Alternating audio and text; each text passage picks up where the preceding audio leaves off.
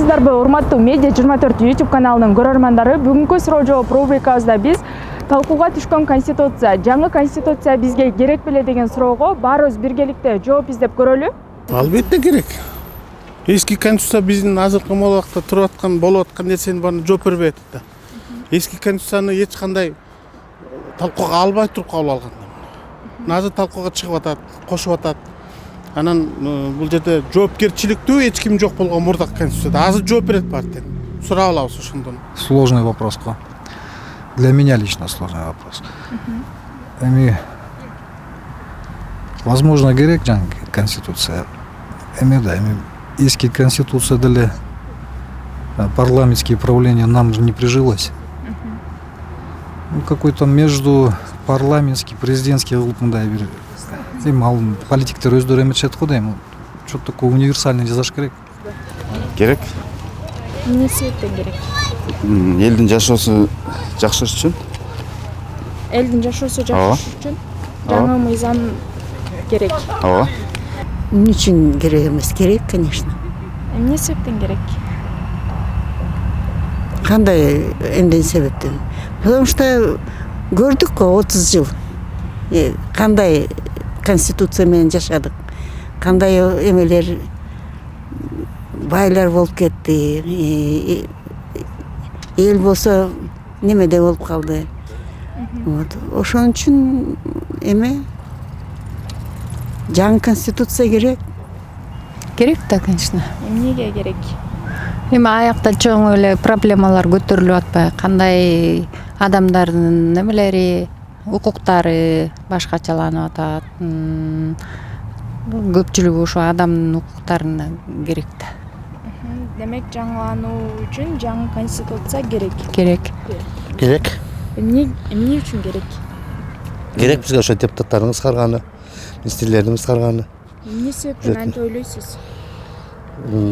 Бюджеттен акча экономиялоо деген керек. 100% керек. Эмне үчүн антип ойлойсуз? Мен жекече оюм, албетте, эски конституциядан эч кандай пайда болгон жок. Эч кандай. Мына депутаттар чын эле муну мен баягы эски фразаларды колдонбойм. Баягы өзүрө орун үчүн кырылып эле калкты эч ким ойлогон жери жок. Обязательно керек. Эмнеге керек? Эмне үчүн антип ойлойсуз? Эмне үчүн дегенде мурунку парламентте отурган Атамбаевдин учурунда өздөрүнө ылайыктап конституцияны түзүп алышканда буларчы. Мындай карайлы да, ушул убакка чейин бир деп депутат суракка алынган эмес. Алганга да укугу жок болчу, кармаганга да укугу жок болчу. Ушуга бүт жантылашып байлардын баары тең депутаттыкка шашышкан да. Ал жактан кол тийбездиги бар, каалагандай жаскан. Карапайым менен кала берген да. Бүт ушу конституция ошо бир кишинин колун өтмөйүнчө бүт өздөрүнө ылайыктап түзүп алышкан. Ошон үчүн обязательно сөзсүз керек. Конституция элдин жашоо шартына ылайыкталып, тем более Кыргызстандын ичине, Кыргызстан менен Американы салыштырганга болбойт. Биздин аң сезимибиз эми адамдар эми ойгонуп баратат да. Ошондуктан кыргыз элине ылайыктап түзүшүбүз керек да конституцияны. Сөзсүз керек. Керек. Эмне үчүн антип ойлойсуз керек деп? Анткени бир киши башкарган жакшы да. Өзгөрүш керек, конечно, өзгөрүш керек да. Керек го. Эмне себептен антип ойлойсуз? Эми эл ошентип айтып атса керек болот да. Керек болот демек.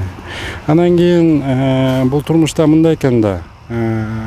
Жаңы конституция деп айтып атат. Көп нерсени эски конституцияда мындай кантип деп айтса болот. Неучтенный моменттер бар да. Ошону жаңы конституцияда жазып эметсе ошо ошон үчүн ойлоп атам керек.